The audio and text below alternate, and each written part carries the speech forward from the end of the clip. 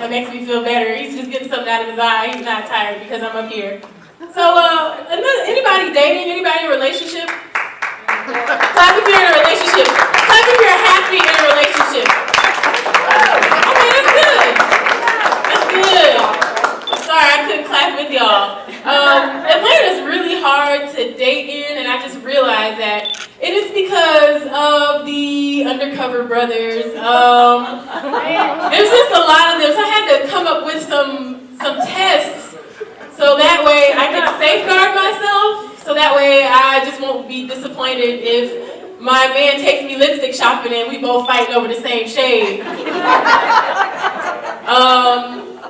So the first part of the test that I had to come up with is what I like to call the color swatch test. That's when I just take my random guy that I'm dating to Home Depot and I just throw color swatches at him just to test if he knows the names of the real primary colors. So I'll throw like a red or like a silver at him. If he's like, you keep hitting me with these reds or these silvers, and I'm like, okay, he passes.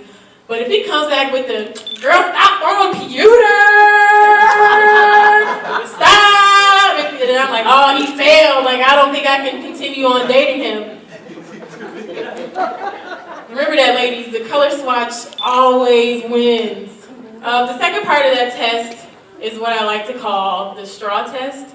That's just when I put random straws in his drinks. Like if we're out on a date and he's thirsty, it doesn't matter what he's drinking, I'll just throw a straw in there just to see how he handles the straw.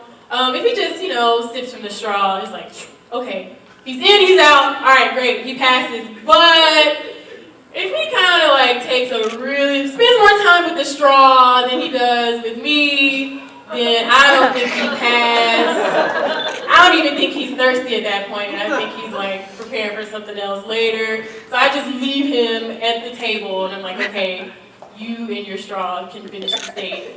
I'm out of here. The last part of the test is what I like to call the stop and drop. That's just when I throw things on the ground just to see how he picks them up and hands them back to me.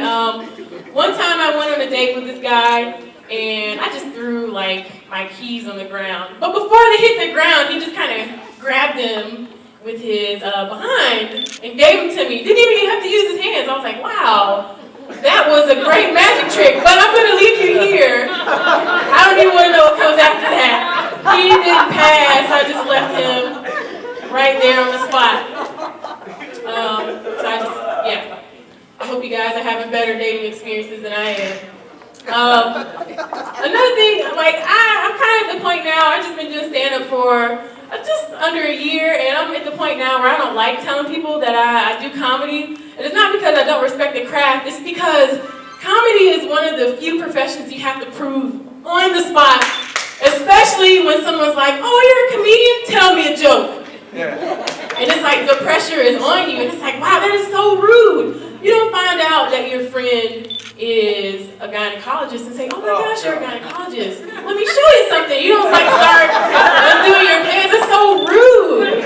Or you don't find out that one of your cousins is selling drugs. Like, oh my gosh, you sell drugs? Well, come here. You don't do that. Only comedy is the only thing that you have to prove on the spot. And that is just so rude. Comics, we're sensitive creatures. Just give us some time so we can warm up with you. I was in church the other day, and I realized that even though I go to a predominantly black church, some parts of the Bible are a little racist. We keep talking about this white Jesus, and I was like, wait a minute, when are we going to learn about black Jesus miracles? We know that white Jesus, he raised the dead, but we keep forgetting that black Jesus raised the roof. Y'all remember that? I think that was in Revelation. But the other scribes had edited that.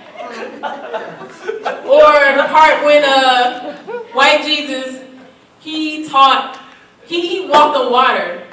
But people forget that black Jesus can't swim because he wasn't going to wet up his hair for a miracle.